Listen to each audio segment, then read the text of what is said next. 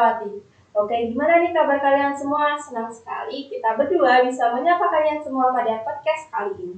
Oke, kali ini kita akan membahas topik yang sangat menarik banget nih. Sesuatu yang sedang marak-maraknya. Apa itu? Jeng jeng jeng! Yakni seputar kesehatan mental remaja, yang lebih spesifiknya kita akan menggali makna di balik emosi. Wah, menarik banget bukan? Menarik banget sih. Oke, yang pertama nih Mak, kita akan membahas tentang gimana sih remaja menghadapi berbagai emosinya nih. Nah, menurut kamu gimana nih Mak? Bisa dijelaskan sama teman-teman nih biar sama-sama tahu gitu. Iya, menurut aku ya emosi remaja itu kayak roller coaster, dia itu naik turun ya. Jadi mereka ini mulai ingin memahami jati diri mereka sendiri. Nah, apalagi ini akan menjadi perjalanan yang penuh tantangan nggak sih? Betul banget nih Mak. Tentu dan seringkali ada stigma nih Mak, kayak yang terkait apabila kita membicarakan kesehatan mental tuh mesti mereka ada stigma-stigma tentang kesehatan mental yang utamanya pada remaja. Nah, tentang hal stigma itu gimana nih Mak menurut kamu sendiri? Jadi aku rasa ya Rin ya, banyak remaja ini yang takut dihakimi atau dianggap lemah jika mereka membuka diri tentang masalah kesehatan mental yang mereka alami.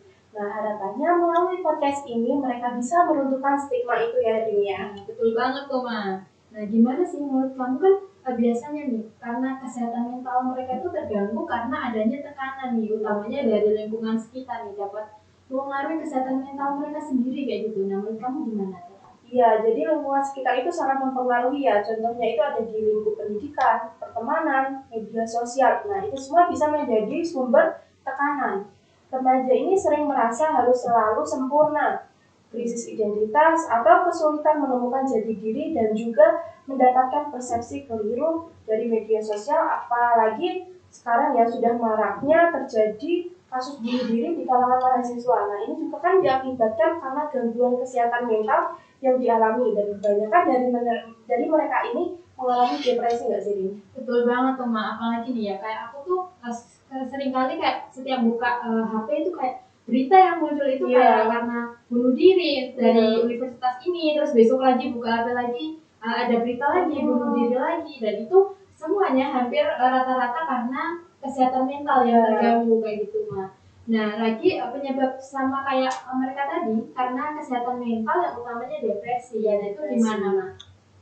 Nah, salah satunya itu kita bisa mendukung mereka untuk merasa nyaman ya Rin ya, merasa nyaman berbicara tentang perasaan mereka, lalu menanamkan pemahaman bahwa tidak apa-apa jika kita tidak merasa sempurna gitu Rin. Betul banget, itu tadi yang disebabkan karena tekanan ya. Iya benar.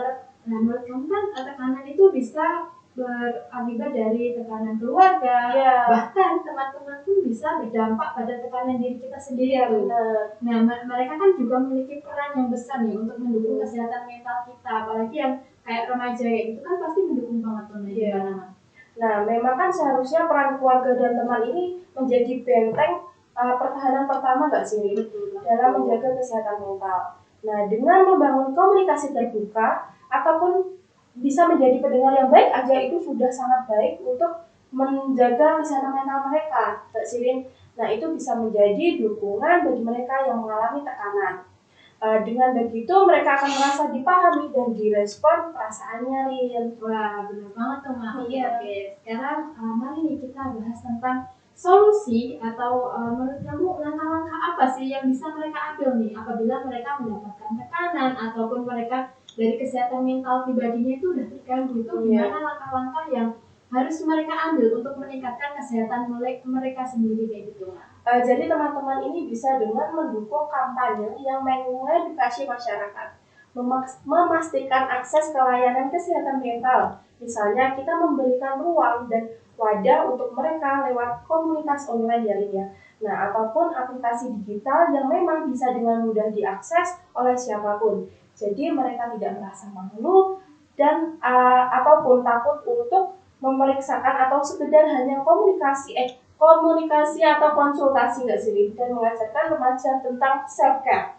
Oke, aku setuju banget nih sama self care. Self care kesehatan mental pada remaja itu sangat penting banget Mak, karena itu membantu mereka untuk mengolah stres, meningkatkan kesejahteraan emosional, dan juga membangun ketahanan terhadap tekanan sehari-hari ini, Mak. Iya. Nah, hal ini dapat berdampak positif juga nih pada mereka tentang kualitas hidup, hubungan sosial, dan juga performa akademis remaja tersebut Iya, itu sendiri. Nah, lalu apa nih yang perlu kita lakukan atau pada remaja itu lakukan untuk self care pada dirinya sendiri itu apa aja sih, Ma, yang perlu dilakukan deh? Oke, yang perlu dilakukan untuk self care pada diri remaja sendiri ya. Yang pertama itu bisa dengan sediakan waktu untuk merenung atau mengejar hobi pribadi. Jadi mengejar hobi yang teman-teman suka itu juga bisa untuk membangun kesehatan mental yang lebih baik. Lalu yang kedua itu lakukan olahraga atau aktivitas fisik yang disukai untuk merangsang endorfin hormon kebahagiaan. Terus yang ketiga yaitu memastikan mendapatkan tidur yang cukup dan untuk membangun kesehatan mental. Yang keempat yaitu mengatur waktu penggunaan media sosial untuk menghindari tekanan dan perbandingan yang tidak sehat diri. Yang kelima, terlibat dalam kegiatan sosial atau sukarela untuk merasa terhubung dengan orang lain. Contohnya itu seperti kayak kalian bisa bergabung dengan Karang Taruna atau komunitas sosial-sosial kan banyak tuh ya. Ya, betul. Ya bisa dicari lewat online juga nggak sih kayak gitu. Terus ada lagi dengan yang keenam yaitu dengan masih ada lagi ya? Masih ada nih. Terus ada lagi dengan praktek teknik relaksasi itu atau biasa disebut dengan meditasi. Nah ini kan meditasi itu bisa dilakukan di mana aja, di rumah pun bisa saat sambil mungkin lagi waktunya luang, duduk santai, bisa juga dilakukan dengan meditasi. Terus ada lagi nih dengan memahami batas pribadi dan pelajari cara mengatakan tidak untuk menjaga keseimbangan antara kebutuhan sendiri dan kebutuhan orang lain.